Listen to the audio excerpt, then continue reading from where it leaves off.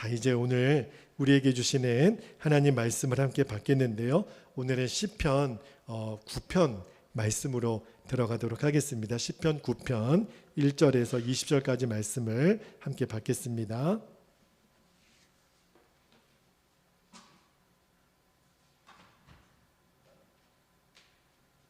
말씀이 조금 길긴 하지만 우리가 천천히 말씀을 한 절씩 교독하도록 하겠습니다. 1절입니다.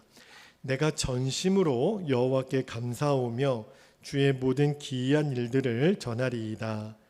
내가 주를 기뻐하고 즐거워하며 지존하신 주의 이름을 찬송하리니. 3절 내 원수들이 물러갈 때 주 앞에서 넘어져 망함이니이다.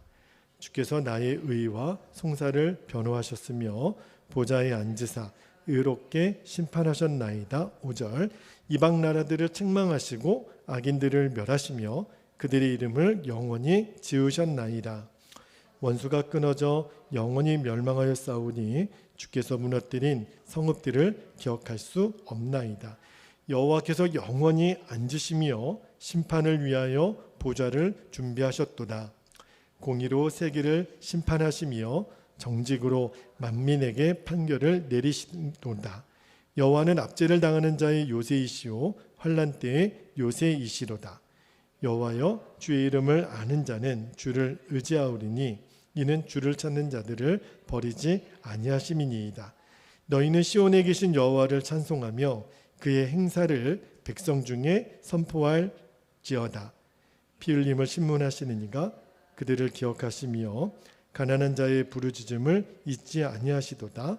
13절 여호와여 내게 은혜를 베푸소서. 나를 사망의 문에서 일으키시는 주여 나를 미워하는 자에게서 받는 나의 고통을 보소서. 그리하시면 내가 주의 찬송을 다 전할 것이요 딸 시온의 문에서 주의 구원을 기뻐하리이다. 15절 이방 나라들은 자기가 판 웅덩이에 빠짐이요 자기가 숨긴 그물에 자기 발이 걸렸도다. 여호와께서 자기를 알게 하사 심판을 행하셨으며 악인은 자기가 손으로 행한 일에 스스로 얽혔도다. 히카연 셀라. 17절 악인들이 스올로 돌아가며 하나님을 잊어버린 모든 이방 나라들이 그리하리로다. 궁핍한 자가 항상 잊어버림을 당하지 아니하며 가난한 자들이 영원히 실망하지 아니하리로다. 19절 여호와여 일어나사 인생으로 승리를 얻지 못하게 하시며 이방 나라들이 주 앞에서 심판을 받게 하소서. 여호와여 그들을 두렵게 하시며 이방 나라들이 자기는 인생의 뿐인 줄 알게 하소서. 셀라. 아멘. 하나님 말씀입니다. 오늘 시편 이제 강의 9번째 이제 9편 말씀으로 말씀을 나누겠는데 말씀이 좀 길고 한 번 읽어서는 우리들의 머릿속에 잘 이렇게 그림으로 그려지지 않는 본문이어서 나중에 이 9편 말씀을 여러 번 좀 반복해서 읽어보실 수 있기를 바라고요. 오늘 설교 제목은 세상을 이기는 단순한 믿음이라는 제목으로 말씀을 나눌게요. 그 안산에 가면 안산제일교회가 있는데 그 안산제일교회를 담임하셨던 고은 목사님이 시인으로도 유명하신데 그런 간증을 한번 하셨어요. 그 교우들과 이제 어느 주일날 이제 목사님들이 주로 문 앞에서 이제 돌아가시는 교우들에게 인사를 하시잖아요. 그런데 할머님 한 분이 목사님에게 찾아와서 그렇게 선물을 주시면서 이제는 주일날 교회를 못 오고 이제 자녀들 집으로 가기 때문에 목사님 마지막 인사를 드린다고 목사님께 선물을 주면서 이런 고백을 그 할머니 성도님이 하시더래요. 목사님 고맙습니다. 목사님이 10년 동안 저에게 안수기도를 해주셔서 제가 심장병이 다 나았습니다. 목사님 깜짝 놀란 거예요. 그 할머님 성도님이 심장병이 있으신 줄도 몰랐고 그리고 10년 동안 안수를 해드린 적이 없는데 어찌 이 할머니 성도님이 10년 동안 목사님에게 안수받아서 심장병을 다 고쳤다고 그렇게 인사를 하니 의아해서 아이고 제가 그런 일이 없는데 이게 무슨 일이죠? 그랬더니 그 할머니가 이렇게 얘기를 하시더래요. 목사님이 예배 끝나고 나올 때마다 제 손을 잡아주셨는데 그때 제가 한 손은 제 병이 있는 심장에 손을 얹고 목사님 손을 잡았다는 거예요. 그때 저는 그것을 목사님이 저를 안수기도해 주시는 것으로 저는 믿었습니다. 그 할머님이 그 목사님에게 그런 고백을 하시더래요. 그래서 그 할머니 성도님의 이야기를 들으면서 목사님이 깜짝 놀라면서 이런 믿음도 있구나. 마치 12의 혈류병 걸렸던 여인이 예수님의 옷자락에 손만 대어도 낫게 될 것을 믿었던 것처럼 이 할머님 성도님이 그냥 목사님 손만 잡아도 한 손은 자기 가슴에 손을 얹고 그렇게 안수 기도해 주시는 것으로 믿었더니 심장병을 고쳤다고. 그러면서 목사님 하시는 이야기가 정말 이렇게 단순하면서도 강력한 믿음을 내가 본 적이 없었다고 그런 고백을 하시더라고요. 제가 목사님 그 간증을 들으면서 정말 믿음은 복잡한 게 아니더라고요. 믿음은 정말 너무너무 단순한 거더라고요. 그래서 오늘 시편 9편의 이 다윗의 고백을 통해서 세상을 이기는 이 단순한 믿음은 정말 복잡한 게 아니에요. 하나님이 우리에게 가르쳐 주신 믿음은 너무너무 단순하지만 그 단순한 믿음 안에 강력한 능력이 있어요. 그것을 오늘 우리가 시편 9편을 통해서 배우기를 원하는데 우리가 예배 자리에 나올 때마다 하나님의 은혜를 갈망하잖아요. 그 갈망하는 자들이라면 오늘 시편 9편을 딱 들어가자마자 1절 말씀을 보면서 깜짝 놀라게 돼요. 자, 1절 말씀을 다시 한번 볼게요. 1절에 보면 다윗이 이렇게 고백합니다. 내가 전심으로 여호와께 감사하오며 주의 모든 기이한 일들을 전하리이다. 이렇게 이제 고백을 하잖아요. 이게 무슨 말이냐면 다윗이 지금 하나님으로부터 받은 크고 놀라운 그 기이한 일들을 제가 지금부터 간증해 보겠습니다. 이런 고백이에요. 그러니까 궁금하잖아요. 도대체 다윗이 어떠한 기이한 일을 하나님으로부터 경험했기에 이렇게 거창하게 이야기를 하고 있나. 그래서 시편 말씀 9편 말씀을 쭉 읽어보면 말씀이 좀 길긴 하지만 제가 간략하게 정리를 해드리면 3절에서 8절까지 말씀은 무슨 말이냐면 하나님이 이 땅에 존재하는 악한 자들이 있잖아요.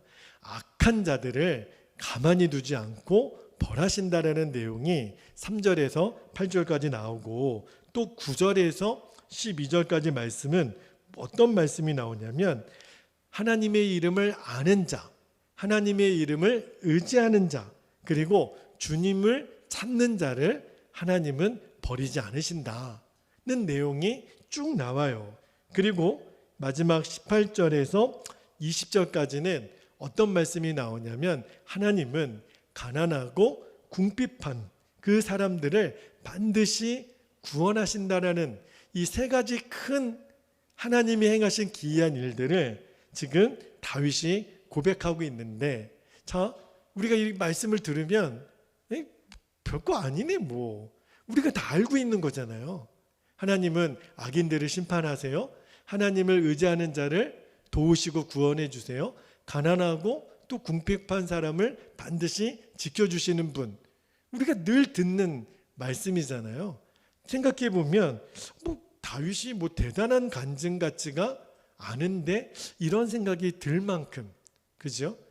그냥 평범한 거 아닌가? 그런데 여러분 말씀을 다시 한번 정말 깊게 한번 생각해 보셔야 돼요. 저도 많은 경우에 주의 말씀을 읽다가 제가 속았던 것, 속았다라고 말하기는 좀 그렇지만 제가 미처 깨닫지 못했던 진리가 뭐냐면 성경을 읽고 내가 그 말씀을 아는 것과 내가 성경 몇 장 몇 절에 무슨 말씀이 있습니다. 그것을 내가 아는 것과 그것을 정말 믿는 것은 다르다는 거예요. 그러니까 우리가 많이 착각하는 것 중에 하나가 내가 아는 것을 믿고 있다라고, 어쩌면 그것이 굉장히 심각한 착각일 수 있는 거죠. 믿는 것이 아는 것과 반드시 일치하지 않는 경우가 너무너무 많습니다. 그래서 여러분, 오늘 다윗이 기이한 일을 지금부터 얘기하겠다고 하면서 하나님은 우리를 구원하시고 주를 의지하는 자를 지키시고 악한 자를 멸하시고 또 가난하고 궁핍한 자를 구원하시는 분이십니다. 우리들의 마음이 그래 뭐 많이 듣던 이야기인데 다윗이 지금 느끼는 이 감정의 온도 차이와 우리가 너무 다른 거예요. 뭐가 다를까요? 다윗은요, 하나님을 머리로만 아는 것이 아니라 하나님을 정말 그의 삶의 인격으로 알았던 거죠. 그러니까 다윗은 그 하나님을 아는 것이 아니라 정말 믿었던 거예요. 여러분, 우리가 이 눈이 열려야 돼요. 하나님을 알기만 하지 말고 정말 믿는다면 실은 우리가 두려워하고 염려하고 걱정할 것은요, 일순간에 사라집니다. 왜냐하면 하나님이 다 지키시는 거래요. 하나님이 다 행해 주실 거래요. 우리가 두려워하면 바보예요. 하나님이 다 행해 주신다 그랬으니까. 그런데 우리도 모르는 사이에 힘들다, 어렵다, 억울하다, 분하다 이런 느낌이 왜 들죠? 여전히 하나님의 말씀을 아는 데 머물러 있어서 그래요. 오늘 주님이 다윗의 일을 통해서 우리에게 가르쳐주고 싶은 믿음이 뭘까요? 그 할머님 성도님이 그냥 목사님 손 한 번 잡은 것만으로도 나를 안수기도해 주셨다고 믿었던 그 단순한 믿음이 있잖아요. 그러니까 하나님 말씀을 우리가 정말 단순하게 그리 되실 것을 주여 믿습니다. 그래서 우리가 믿습니다라고 할 때 우리가 보통 뭐라고 고백해요? 아멘 그러잖아요. 아멘. 우리가 이 아멘이라고 하는 이 고백이 오늘 우리의 습관적인 고백이 아니라 진짜 믿음의 고백이 되기를 축복합니다. 그 눈이 열리면, 우리가 그 믿음의 눈이 열리면 오늘 다윗이, 제가 여러분에게 이제부터 정말 기이한 일을 말씀드릴게요. 그 다윗의 심장이 이해가 돼요. 여러분 혹시 오늘 예배 마치고 집에 돌아가실 때 나 오늘 집에 어떻게 가지? 혹시 고민하고 방황하실 분이 계십니까? 왜 고민해요? 늘 집에 가는 거잖아요. 지금 바람도 좀 불고 날씨가 좀 춥고 바깥이 좀 어둡지만 여러분 오늘 예배를 마치고 성전문을 나설 때 나 오늘 집에 어떻게 가지? 큰일이네. 이런 고민 안 하시잖아요. 왜냐하면 늘 내가 다녔던 길, 그죠?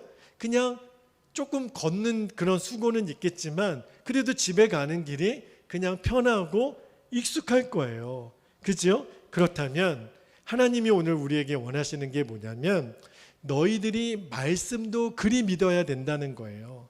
우리가 말씀을 있는 그대로 믿으면, 그러면 우리가 집에 돌아가는 길이 부담스럽고 또 막막하지 않은 것처럼 우리들의 인생길도 너무 편하게 갈 수 있는 거예요. 왜냐하면 내가 하나님의 말씀을 진짜로 믿으니까. 고민하고 갈등할 게 뭐가 있어요? 그죠? 하나님이 오늘 그 믿음을 보고 싶으신 거예요. 우리가 하나님의 말씀을 오늘도 듣잖아요. 여러분이 말씀을 받잖아요. 그리고 믿음으로 취한다면 이제 올 때 여러분이 조금이라도 염려거리, 고민거리, 내 무거운 짐을 가지고 오셨다면 오늘 말씀을 듣는 중에, 기도 중에 여러분의 모든 염려, 고민, 걱정이 다 주님 앞에 놓아지고 여러분이 돌아갈 때는 춤을 추듯이 가벼운 발걸음으로 아무런 걱정 없이 돌아가게 되기를 주의 이름으로 축복합니다. 그게 오늘 하나님이 저와 여러분을 말씀 앞에 부르신 목적이세요.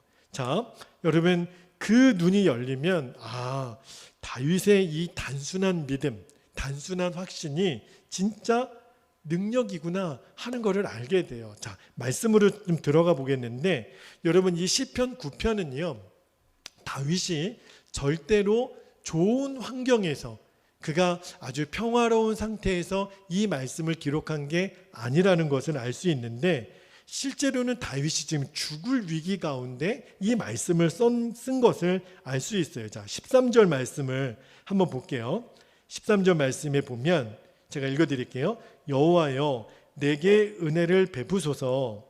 나를 사망의 문에서 일으키시는 주여, 나를 미워하는 자에게서 받는 나의 고통을 보소서. 지금 나를 죽일 사람들이 지금 도처에 있다라는 거예요. 그런데도 다윗은요, 그렇게 하나님께 도와달라고 기도할 뿐만 아니라 승리를 선포하는데, 저는 깜짝 놀랐어요. 9절 말씀을 한번 볼게요. 9절이 다윗이 뭐라고 고백하냐면, 그런 원수들이 나를 공격하는 가운데도 다윗이 이렇게 고백합니다. 여호와는 압제를 당하는 자의 뭐라 그랬어요? 요새이시오. 환난 때의 요새이십니다. 다시 말하면 나를 지키시고 보호하시는 분이십니다. 11절도 한번 볼게요. 11절에 보면 너희는 시온에 계신 여호와를 찬송하며 그의 행사를 백성 중에 선포할지어다. 다시 말하면 하나님 앞에서 까불 자는 아무도 없다, 이렇게 고백하는 거예요. 18절 말씀도 한번 볼까요? 궁핍한 자가 항상 잃어버림을 당하지 아니하며 가난한 자들이 영원히 실망하지 아니하리로다. 할렐루야. 다윗의 이 고백들을 가만히 보면요, 다윗은 너무너무 단순하게 믿었구나. 하나님을 진짜로 이분은 믿었던 사람이구나. 근데 어떻게 다윗이 이렇게 하나님을 단순하게 믿었을까요? 그 비밀이 10절 말씀에 나오는데, 자, 10절 한번 들어가 볼게요. 10절에 보면 10절 말씀이 굉장히 중요합니다. 여호와여, 주의 이름을 아는 자는 주를 의지하오리니 이는 주를 찾는 자들을 버리지 아니하심이니이다. 여기 보면 밑줄을 한번 해보세요. 주의 이름을 아는 자는 주를 의지하오리니. 그러니까 하나님의 이름을 아는 자가 하나님을 의지한다는 거예요. 그런데 여기서 우리 안에 또 궁금증이 생기죠. 목사님, 저희도 하나님의 이름 알잖아요. 하나님, 하나님이라고 부르잖아요. 그죠? 그러면 다윗이 지금 말하는 하나님의 이름을 안다라는 것과 우리가 하나님의 이름을 안다라는 것이 무슨 차이가 있는 걸까요? 너무너무 다른 거죠. 여러분, 다윗은요, 단순히 하나님의 이름, 그 명사를 아는 게 아니라요, 하나님의 그 존재, 하나님의 성품, 하나님이 그분이 어떠한 분이신가를 다윗은 체험해서 그거를 고백한다는 거예요. 자, 여러분, 다윗이요, 다윗을 그렇게 죽이려고 했던 사람이 한 명 있었죠. 누가 그랬죠? 사울 왕이 그랬어요. 그 사무엘서를 잘 읽어보면 사울 왕이 다윗을 그렇게 죽이려고 달려드는데, 그때 사울이 죽고 이제 원수들의 손에서 완전히 자유가 되었을 때에 다윗이 뭐라고 고백을 하냐면, 사무엘하 22장에 가보면 사무엘하 22장 2절 3절에 다윗이 이렇게 고백합니다. 제가 읽어드릴게요. 여호와는 나의 반석이시요 나의 요새시요 나를 위하여 나를 건지시는 자시요. 자, 3절도 한번 볼게요. 3절에 보면 내가 피할 나의 반석의 하나님이시요 나의 방패시요 나의 구원의 뿌리시요 나의 높은 망대시요 그에게 피할 나의 피난처시요 나의 구원자시라 나를 폭력에서 구원하셨도다. 할렐루야. 여러분, 다윗이 하나님은 나에게 이러이러한 분이십니다 라고 이 고백을 하잖아요. 이것은요, 다윗이 누구로부터 하나님은 그런 하나님이시래 듣고 이야기하는 게 아니에요. 다윗의 실제 삶에서 경험을 하신 하나님, 내가 그 하나님을 경험해 보니까 하나님은 나의 망대시고 요새시고 피할 바위시고 나의 피난처시고 나를 건지시는 자시고, 다 나의 삶의 체험에서 나온 너무너무 소중한 신앙의 경험이고 간증이에요. 들어서 아는 하나님이 아니라 우리가 하나님의 이름을 안다는 것은요, 그냥 교리적인 하나님, 하나님의 이름 우리도 다 알지요. 그 하나님의 이름을 말하는 게 아니에요. 내가 직접 경험한 하나님, 오늘도 내가 말씀을 붙들고 기도했을 때 나의 기도를 신실하게 인도하셨던 하나님, 그래서 우리가 사람들 앞에 이번 한 주간도 하나님은 나를 이렇게 인도하셨어요. 정말 그 하나님은 여호와 평강의 하나님이시고, 여호와 니시 하나님, 승리 하나님이시고, 여호와 일의 하나님이시고, 내 삶에서 경험되어지는 하나님을 다윗이 지금 고백하는 거예요. 이게 하나님의 이름을 아는 자가 하나님을 의지한다라고 하는 고백이에요. 이 단순한 믿음, 여러분 우리가 나중에 또 한 번 읽겠지만 시편 23편 굉장히 유명한 말씀이죠. 어떻게 시작해요?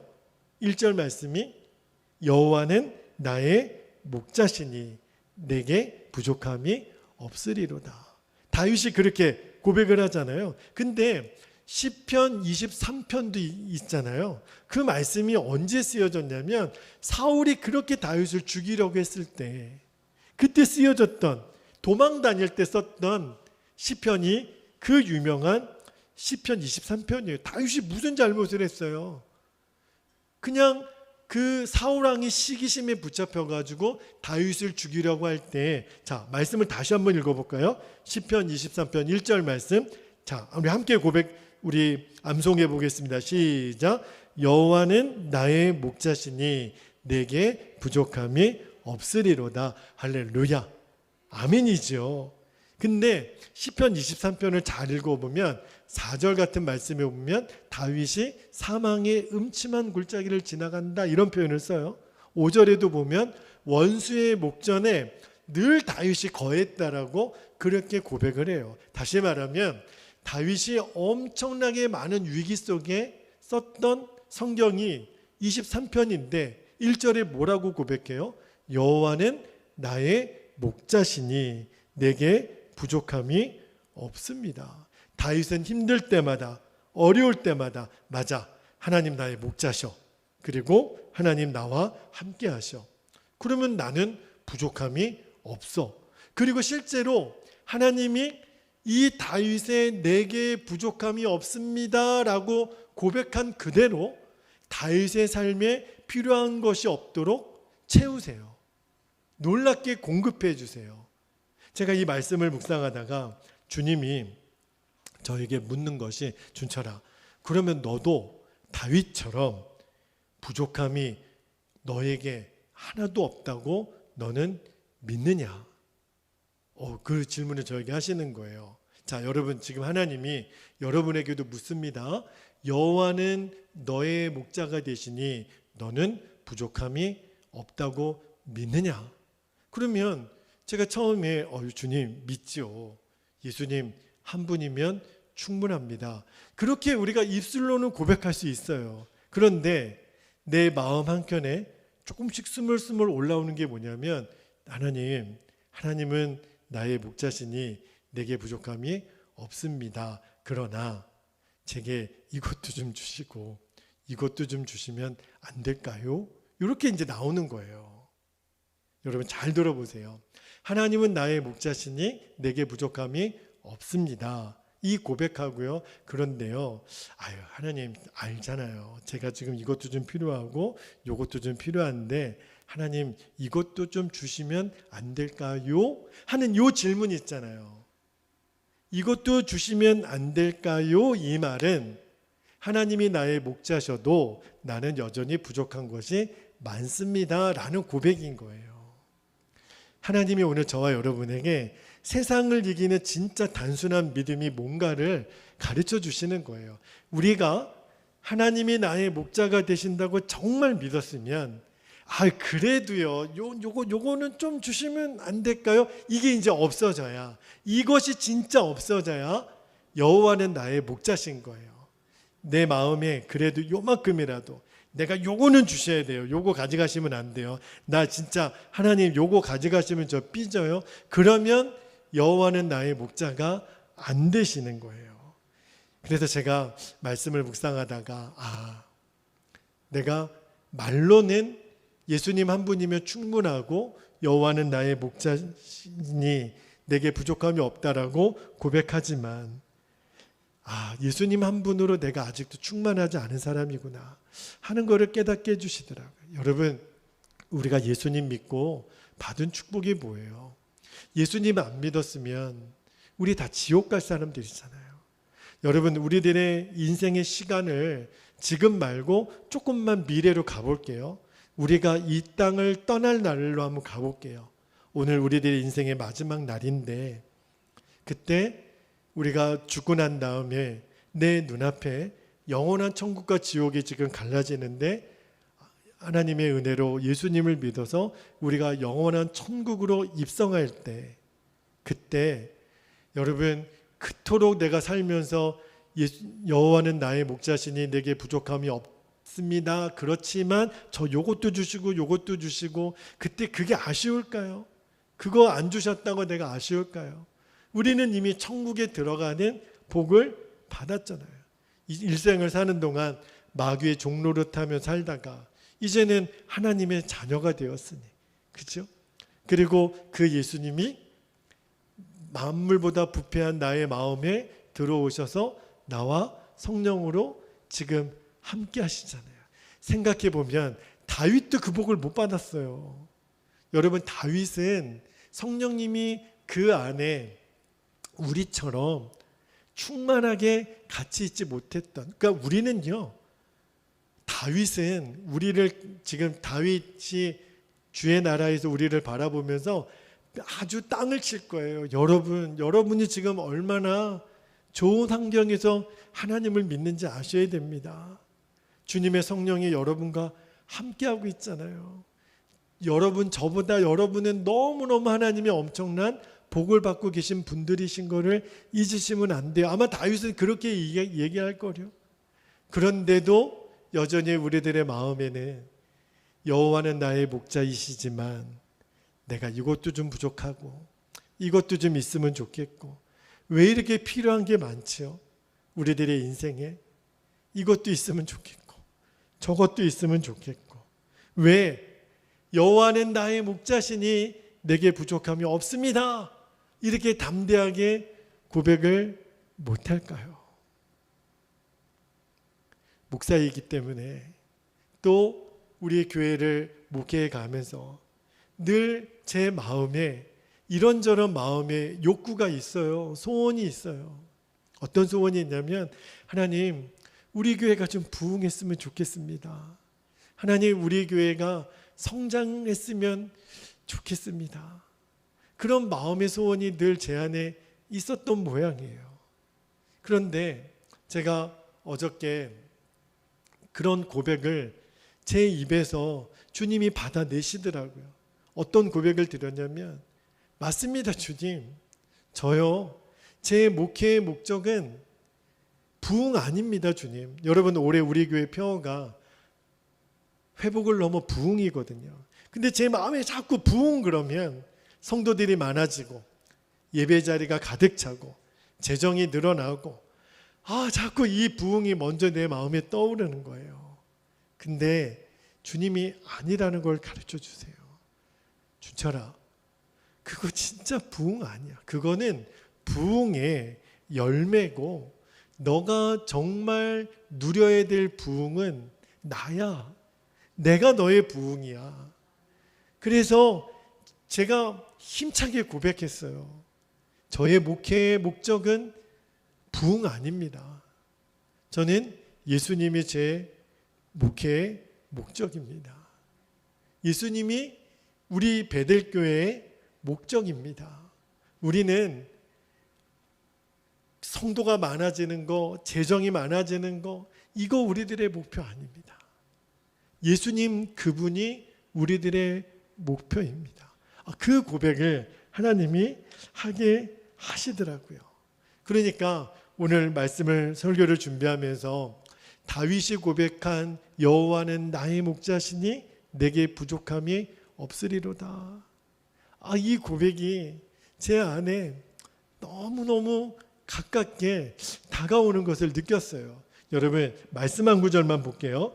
요한복음 15장 7절 말씀을 한번 볼까요? 요한복음 15장 7절에 너희가 내 안에 거하고 내 말이 너희 안에 거하면 무엇이든지 원하는 대로 구하라.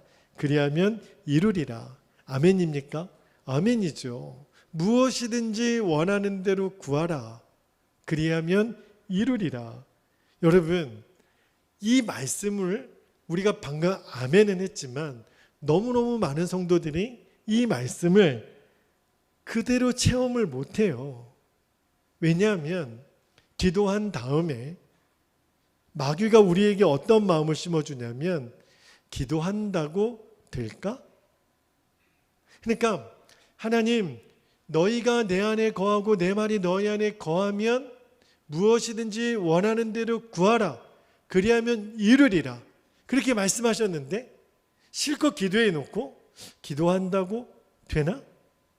이런 마음을 붙잡게 되면 이 말씀의 실제적인 체험이 우리들 안에 이루어질 수가 없는 거예요. 뭐가 문제죠?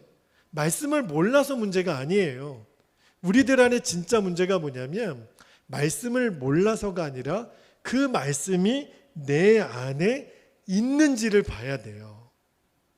지금 여러분 듣는다고 이 말씀이 여러분 안에 있는 게 아니라 이 말씀을 내 심령 안에 견고하게 붙잡고 있어야 돼요. 왜 그러냐면 말씀을 들어도요, 너무너무 많은 사람들이 하나님 말씀을 건성으로 들어요.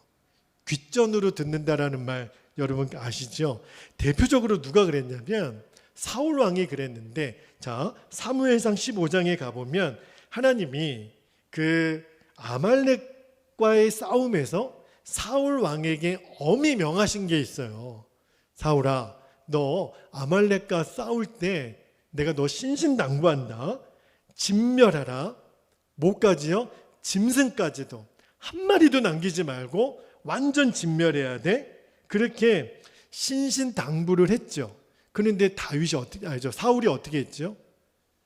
그렇게 하나님의 신신당부를 듣고도 그 말씀에 순종하지 못합니다. 첫 번째, 아각 왕을 산채로 잡아와요.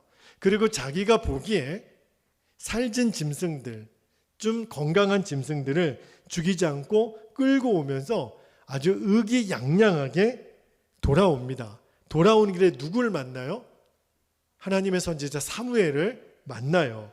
사울이요, 의기양양하게 그 돌아오면서 사울을 만나면서 뭐라고 얘기했냐면, 자, 사무엘상 15장 13절 말씀을 볼게요. 사울이 사무엘 선지자에게 뭐라 그러냐면 13절, 사무엘이 사울에게 이른즉 사울이 사무엘에게 이르되 원하건대 당신은 여호와께 복을 받으소서. 지금 신났어요. 지금 사울은 내가 여호와의 명령을 뭐 했다 그랬죠? 행하였나이다. 사울은 하나님의 명령을 순종했다고 지금 이야기를 해요. 그런데 그 이야기를 듣는 사무엘 선지자는요, 억장이 무너지는 거예요. 그 전날 밤에 사무엘 선지자가 철야 기도하고 왔어요. 왜냐하면 사무엘아, 큰일 났다.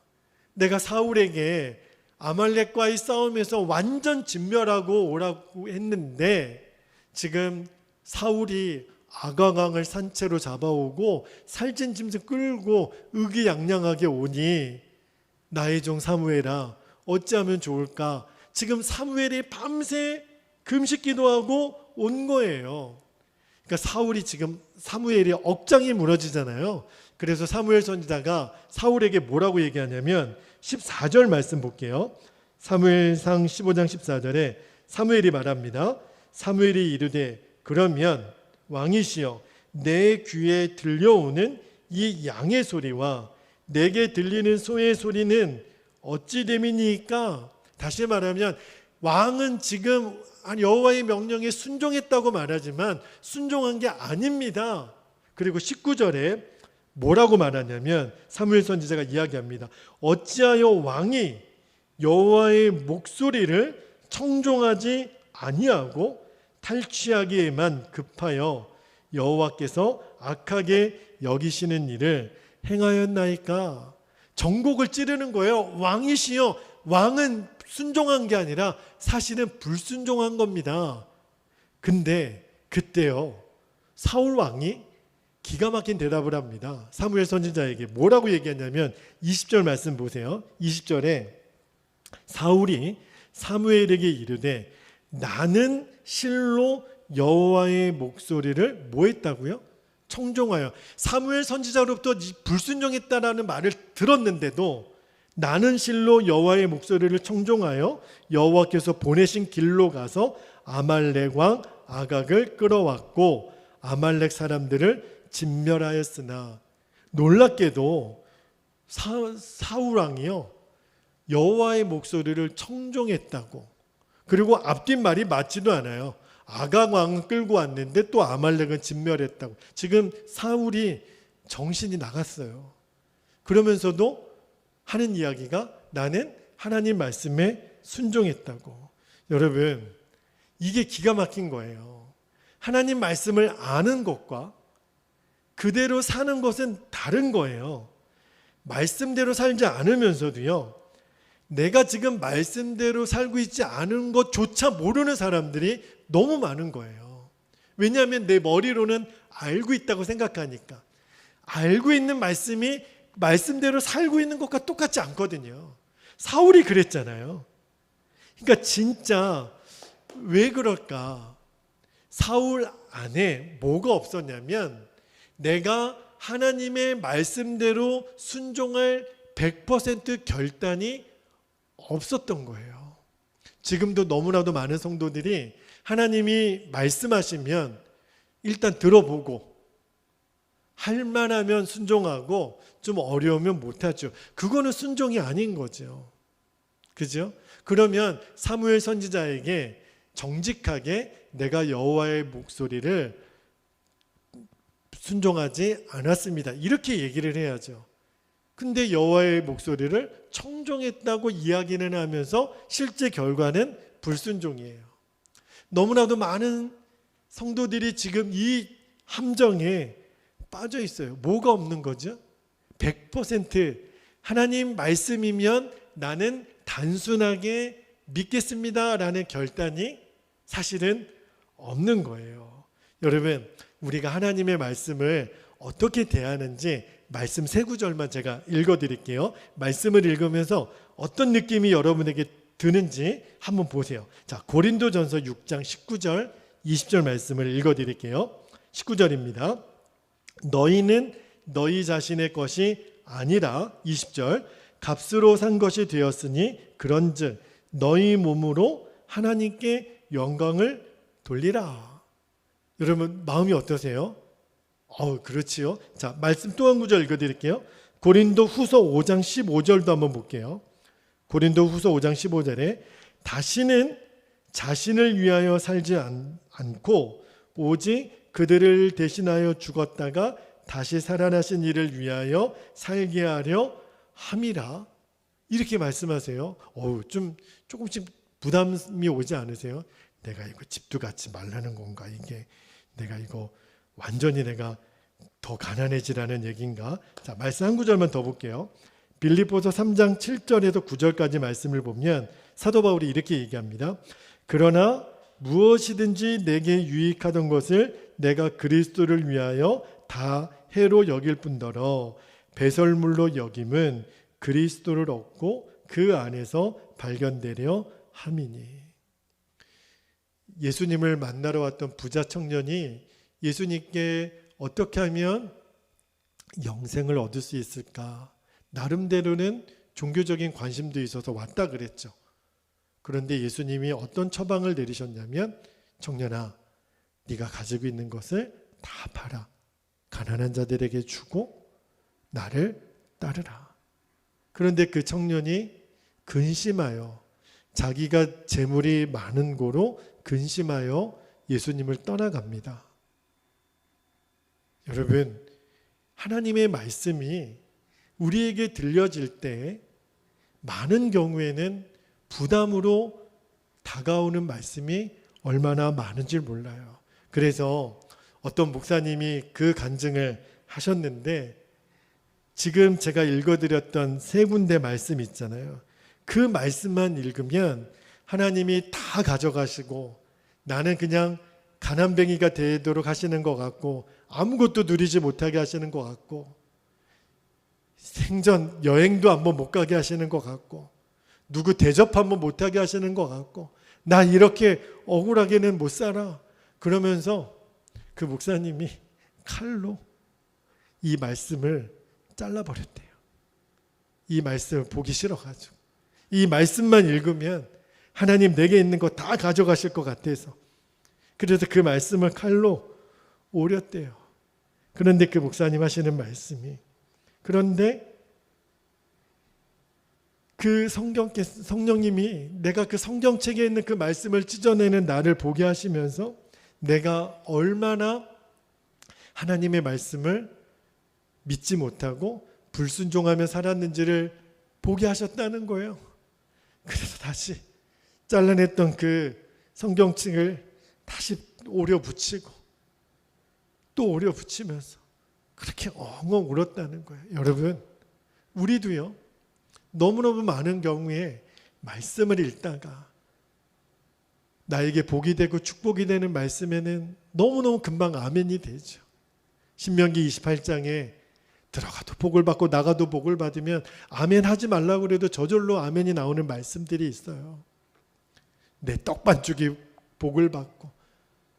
그런데 희생하고 순종하고 억울해도 참고 인내하고 이런 말씀은 왜 이리 부담이 되는지.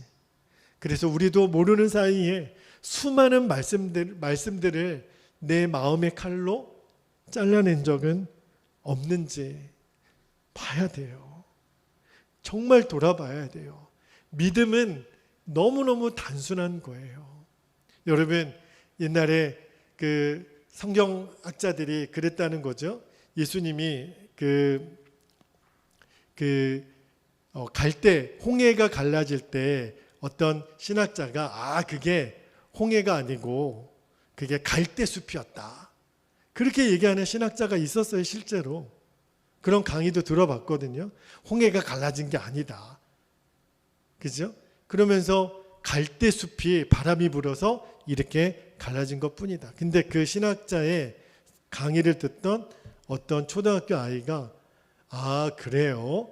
그러면 진짜 기적 중의 기적은 그 갈대숲에서 빠져 죽었던 애굽의 군사들인 어떻게 설명할까요? 초등학교 1학년짜리 아이가 그렇게 얘기를 하더래요. 여러분, 믿음은 단순한 거예요. 하나님 하신 말씀 그대로 믿는 거예요. 자, 그러면 오늘 아까 10절 말씀에 다윗이 주의 이름을 아는 자는 주를 의지하나이다 그랬잖아요. 우리도 동일해요. 우리도 예수님의 이름을 아는 것부터 시작하는 거예요. 예수님의 이름의 별명이 뭐예요? 임마누엘이거든요. 임마누엘이 무슨 뜻이에요? 번역한즉 하나님이 우리와 함께 하시느니라. 그게 임마누엘이잖아요. 그것부터 시작하는 거예요. 그러니까 항상 나와 함께 계시는 예수님을 바라보는 삶을 사는 거죠. 그러면요, 하나님이 어떤 말씀을 나에게 주시더라도 즉각적으로 생각해보고 아멘이 아니라 어떤 말씀을 주시더라도 즉각 아멘, 아멘 그렇게 반응한다니까요. 말씀 한 구절 볼게요. 고린도후서 1장 20절 한번 볼게요. 고린도후서 1장 20절에 하나님의 약속은 얼마든지 그리스도 안에서 예가 되니, 이 예가 아멘이에요. 예스, 아멘. 그런즉 그로 말미암아 우리가 아멘하여 하나님께 영광을 돌리게 되느니라. 할렐루야. 우리가 임마누엘 예수님을 계속 바라보면 하나님이 우리에게 어떤 말씀을 주시더라도 0.1초도 안 걸려요. 아멘. 얼마든지 아멘. 예스. 그러면 그것이 그대로 영광을 돌리는 일로 하나님 쓰시겠다는 거예요. 그렇구나. 내가 예수님 안에 거하면 얼마든지 하나님 말씀은 나에게 예스가 되는 거구나. 여러분 꼭 기억하셔요. 우리가 예수님 바라보는 것을 부담스러워하면요, 우리가 아무리 은혜로운 말씀을 들으려고 해도 우리는 그냥 배우는 자로밖에는 남지 않아요. 그래서 사도 바울이 디모데후서 3장 7절에 뭐라 그랬냐면, 보세요. 항상 배우나 끝내 진리의 지식에는 이를 수 없느니라. 그러니까 우리의 목적은 배움이 아닌 거예요. 말씀대로 사는 거고 말씀대로 믿는 거죠. 그러니까 임마누엘이신 예수님을 바라보게 되면 우리가 말씀에 이렇게 반응할 수 있는 거예요. 제가 이번에 일본 단기 선교를 다녀오면서 우리 형제교회 목사님들, 선교사님들 뵙고 너무너무 큰 은혜와 도전을 받았는데, 여러분, 선교지에 있는 선교사님들이 제일 힘든 게 뭔지 아세요? 그분들이 늘 고백하는 기도 제목이 있어요. 선교사님들은 늘 고백합니다. 저희는요, 메맞는 것, 배고픈 것, 가난한 것, 이런 거 두려워하지 않아요. 그럼 뭐가 제일 두렵습니까? 그때마다 선교사님들은 이런 이야기를 합니다. 저희는 하나님의 임재를 느끼지 못하는 것이 제일 두렵습니다. 내가 아무리 배불러도 가진 것이 많아도 하나님의 임재를 느끼지 못하면 그 사람은 가장 비참한 사람인 거죠. 힘들고 어려워도, 배고파도, 아파도, 늘 배고파도 늘 함께 하시는 하나님의 임재가 느껴지면, 그러면 두려울 게 없다는 거예요. 왜 그런 고백을 했을까요? 하나님의 임재가 뭔지를 아는 사람만이 그렇게 고백할 수 있는 거잖아요. 여러분, 하나님의 임재를 느끼지 못하고 신앙생활하는 사람들이 얼마나 많은 줄 몰라요. 그런 분들은요, 주님의 임재를 느끼지 못하면서도 신앙생활하는 것이 얼마나 큰 고통인지조차도 모르는 거죠. 하나님의 임재가 그만큼 중요하니까. 그래서 하나님의 임재보다 끊임없이 돈 없으면 죽을 것 같고, 나를 도와줄 사람 없으면 죽을 것 같고, 이게 우리들의 신앙생활의 딜레마예요. 하나님의 임재를 충만히 느끼지 못하니까, 나와 함께 계시는 주님이 내 안에 누려지면 돈, 사람, 내가 진짜 의지할 대상이 아니라는 것을 알게 하세요. 사사기 21장 25절 말씀 한 구절만 더 읽고 기도하기를 원하는데, 사사기 21장 25절에 그때 이스라엘의 왕이 없으므로 사람이 각기 자기 소견에 옳은 대로 행하였더라. 여러분, 결국은요, 예수님이 내 안에 왕이 아니시면 우리는 늘 내 생각에 옳은 대로 살아요. 그러면서 어떻게 되죠? 사사기 백성들처럼 늘 죄짓고 또 징계받고 회개하고, 죄짓고 징계받고 회개하고, 이렇게 살게 되는 우리들의 인생이 너무너무 짧고 아까워요. 이 악순환의 고리를 끊어내는 것은 한 가지밖에 없어요. 주님, 저 단순한 믿음 주세요. 주님이 그렇게 말씀하셨으면 어떤 토도 안 달고, 내가 이 말씀은 순종하고 저 말씀은 불순종하고 이런 게 없어요. 사울처럼 불순종하면서 청종했다고 빛 좋은 게살구 같은 말 할 수가 없어요. 내 소견에 옳은 대로 행할 수가 없어요. 주여, 어린아이 같은 단순한 믿음을 주옵소서. 이 믿음이 기적을 이겨내요. 이 믿음이 세상을 이기는 믿음이에요. 우리가 다윗을 통해서 오늘 이 믿음을 주시도록 우리가 이 시간에 기도하기를 원합니다. 두 가지 기도 제목을 주님이 허락하셨는데요. 첫 번째 기도 제목, 주님의 이름을 아는 자가 주님을 의지하는 단순한 믿음으로 이제는 세상을 이기는 자가 되게 하여 주옵소서. 두 번째, 주의 말씀이 언제나 내 안에 있어 말씀대로 살아야 하는 분명한 결단이 내게 있게 하옵소서. 오늘 이 두 가지 기도 제목을 정말 마음에 품고 이제 기도를 마치고 돌아가는 여러분의 발걸음은 그 어느 때보다도 가볍고 충만하고 주의 주시는 행복으로 가득하시기를 주의 이름으로 축복합니다. 우리 주의 이름을 간절히 부르고 통성으로 기도하겠습니다. 주여,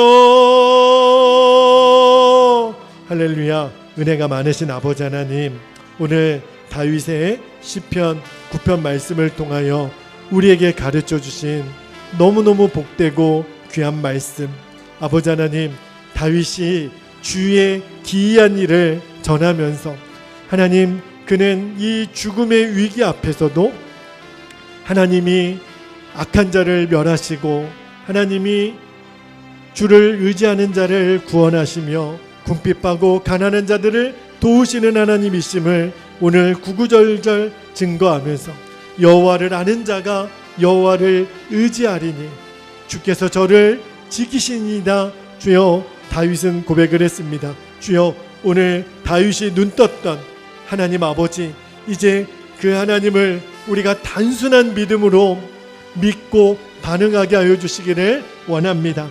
아버지 하나님, 우리 마음 안에 주의 말씀이 늘 떠나지 않게 하여 주옵소서. 하나님, 말씀을 아는 자가 아니라 그 말씀이 붙들린 자가 되어서 말씀이 나를 이끄는 은혜가 하나님 날마다 우리에게 고백되어지게 되기를 원합니다. 그래서 말씀의 성취를 하나님 날마다 보는 우리 성도들이 되기를 아버지 하나님 원합니다. 하나님의 말씀은 능력이 있어 지금도 살아 역사하시는 주의 말씀임을 믿습니다. 너희가 내 안에 거하고 내 말이 너희 안에 거하면 무엇이든지 원하는 대로 구하라. 그리하면 이루리라. 주여, 이제는 이 말씀이 우리에게 생명이 되어 우리의 삶 가운데 이 말씀이 그대로 성취되는 간증이 있게 하여 주시기를 아버지 하나님 원합니다. 아버지 하나님, 사울왕처럼 하나님 내 마음대로 살면서 내가 하나님의 말씀에 순종하고 있노라고 아버지 하나님 그 착각에서 벗어나게 되기를 원합니다. 우리는 하나님의 말씀을 있는 그대로 아버지 하나님 순종하고 단순하게 믿고 단순하게 순종할 때에 하나님의 살아계심, 하나님의 영광을 보게 하실 거라고 주님 오늘 우리에게 도전하셨습니다. 주여, 이제 주의 이름을 아는 자가 주님을 의지하는 단순한 믿음으로 이제는 세상을 이기고 불신을 이기고 하나님 악한 권세를 이기고 두려움을 이기고 염려를 이기는 하나님 이기는 자가 되게 하여 주옵소서. 하나님, 이기는 자가 누리는 그 영광을 우리들이 다 누리게 하여 주옵소서. 주님의 말씀이 언제나 내 안에 있어 말씀대로 살아야 하는 분명한 결단이 있게 되기를 원합니다. 아버지 하나님, 오늘도 이 말씀으로 우리를 회복시켜 주시고 주의 말씀으로 우리의 심령을 견고하게 해주시고 소성케 하여 주시기를 아버지 하나님 원합니다. 우리들의 오직 목표는 예수님, 우리들의 오직 나의 인생의 목표는 예수님. 이제 우리에게 다윗하고는 비교할 수 없는 너무너무 영광스러운 선물을 주신 주님, 우리 안에 임마누엘 예수님의 이름으로 함께 하시는 성령님, 나와 지금도 영원토록 함께 하시겠다고 하신 그 주님이 오늘 나를 강권하시니 하나님, 우리는 어떠한 상황에서도 두려워하지 아니하고 염려하지 아니하고 나의 목표는 예수님, 우리 교회의 목표는 예수님, 우리의 가정의 목표는 예수님, 내 인생의 목표는 예수님.